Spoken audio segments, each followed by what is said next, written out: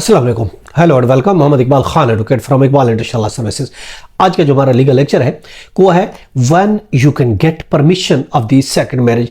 किन हालात की सूरत में आप यूनियन काउंसिल से दूसरी शादी की इजाज़त ले सकते हैं। देखिए, अगर आपकी पहले से बीवी मौजूद है और आप दूसरी शादी करना चाहते हैं तो ऑफ कोर्स कानून ये कहता है कि आप उसकी परमिशन दें। सालसी काउंसिल से, आर्बिट्रेशन काउंसिल से, यूनियन काउंसिल से आपको वो इजाज़त लेनी होगी। अब कौन से ऐसे तरीक़ेकार हैं, कौन सी ऐसी सॉलिड ग्राउंड है जिनकी बुनियाद पर आप सेकंड शादी की, दूसरी मैरिज की इजाज़त जो है वो ले सकते हैं। देखिए, अगर हम देखते हैं कानून के, देखते हैं अंडर रूल है 14, मुस्लिम फैमिली लॉ एक्ट 1961 के जो रूल्स हैं उसका रूल है 14। उसके मुताबिक जब हस्बैंड दूसरी शादी की इजाज़त लेना चाहता है तो उसके लिए वो एक रिटन एप्लीकेशन जो है वो यूनियन काउंसिल में जमा कराएगा। अगर कुछ सॉलिड ग्राउंड मौजूद है तो उन सूरत में उसको ऑफ कोर्स यूनियन काउंसिल इजाज़त दे देगी। अदरवाइज़ फिर बीवी की शर्त से मशरूत होगा।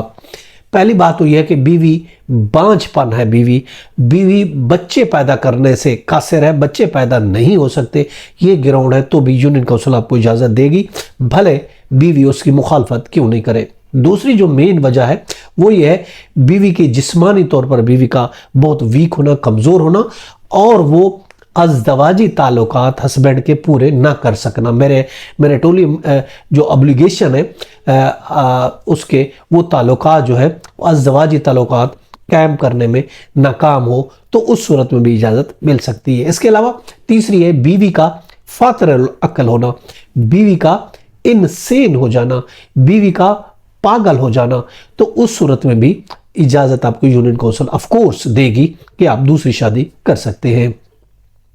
इसके अलावा हक के ज़ौजियत की डिग्री जो है उस पर अमल नहीं करती। कोर्ट ने कंजुगल राइट्स की हक के ज़ौजियत की डिग्री दे दी है। बीवी को ऑर्डर दिया कि हस्बैंड को जॉइन करो और उसके हुकूक अज़दवाजी अदा करो, मगर उसके बावजूद भी बीवी हस्बैंड को जॉइन नहीं करती, उस कानून की डिग्री पर अमल नहीं करती, तो इस बेस पर भी यूनियन काउंसिल आपको इजाज़त ऑफ कोर्स आपका 100% ग्राउंड बनता है, आपको देगी कि आप दूसरी शादी कर सके। इसके अलावा और अगर कोई इस तरीके से कोई वजह है, ये तो मेन वो सॉलिड है जिसमें यूनियन काउंसिल इनकार नहीं कर सकती। अब जो भी वजूहात होगी, जब आप यूनियन काउंसिल में एप्लीकेशन देंगे तो यूनियन काउंसिल वो वजूहात जो है, वो रीज़न जो है वो लिखेगी, कलम बंद करेगी कि ये वजूहात थी, ये एप्लीकेशन दी, ये वजूहात थी, हमने वाइफ को भी कॉल किया तो ये वजूहात उसकी सॉलिड है और इस वजह से हम इसको दूसरी शादी की इजाज़त देते हैं। तो ये मेन ग्राउंड है